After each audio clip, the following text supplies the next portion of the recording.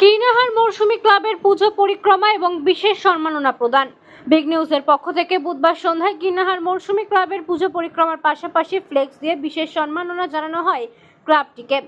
৩৯ বছরে পদার্পণ করে তাদের ভাবনা লোকজ শিল্পে মাতৃর আরাধনার, এমনকি মণ্ডপের প্রতিমা এবং শ্বেতপাথরে তৈরি, যা জেলার মধ্যে অন্যতম আকর্ষণ কেড়ে নিয়েছে।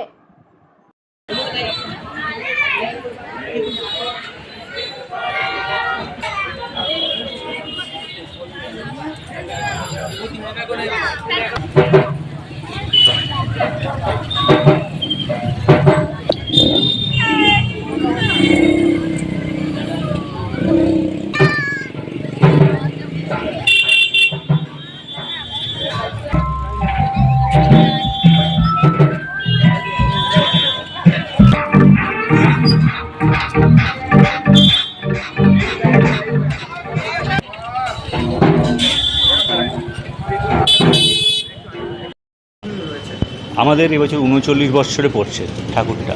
আমাদের এবছর থিম মাকে আমরা শ্বেতপাথরের মা দুর্গা এনেছি এবং আমাদের দুর্গাটা প্যান্ডেলটাকে গ্রাম্য পরিবেশে তৈরি করেছি, যেখানে পাখা, গ্রামে হারিয়ে যাওয়া যে চাটাই এবং চালনি, এর মধ্যে মা দুর্গার সুন্দর ছবি এঁকে আমরা এই থিমটা তৈরি করেছি এবং আমাদের মা শ্বেতবর্ণা এবং শ্বেতপাথরের আদলে আমাদের মা তৈরি হয়েছে।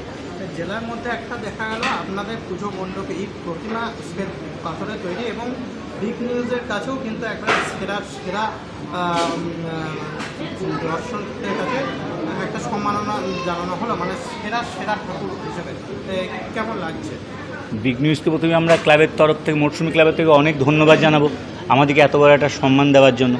এবং আমাদের ক্লাবের ছেলেরা প্রায় 3 মাস ধরেই সেরা হবার জন্য, একটা ভালো পুজো মানুষকে উপহার দেওয়ার জন্য প্রচণ্ড পরিশ্রম করে যাচ্ছে। আমাদের ক্লাবের যারা এতদিন পরিশ্রম করলো তাদেরকেও আমরা মৌসুমী ক্লাবের তরফ থেকে ধন্যবাদ জানাবো। এবং একটা পুরস্কার পেলে তো ভালো লাগে, এবং বিগ নিউজের মতো একটা ভালো ব্যানারের কাছে পুরস্কার পেয়ে আমাদের খুবই ভালো লাগছে। প্রত্যেক বছরে কি এই ধরনের বা প্রতিমা তুলে ধরে? আমরা যেমন প্রতিদিনই একরকম খাবার খেতে ভালো লাগে না, আমরা চেষ্টা করি প্রতি বছরই নতুন কিছু করার। আমাদের আগেরবার আমরা করেছিলাম সাবেকি দুর্গা, এবছর এটা করেছি, সামনেবার আমাদের চিন্তা আরও অন্য ধরনের আছে। আমাদের চিন্তা প্রতিবার নতুন থাকে, মানুষের কাছে নতুন কিছু তুলে ধরা থাকে, যাতে মানুষ নতুন করে মাকে দেখতে পায়, মায়ের রূপটা দেখতে পায়।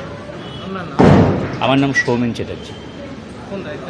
আমি এখানকার সম্পাদক, এখানকার সহ সম্পাদক সুমন্ত ঘোষ, আমাদের সভাপতি গোপাল।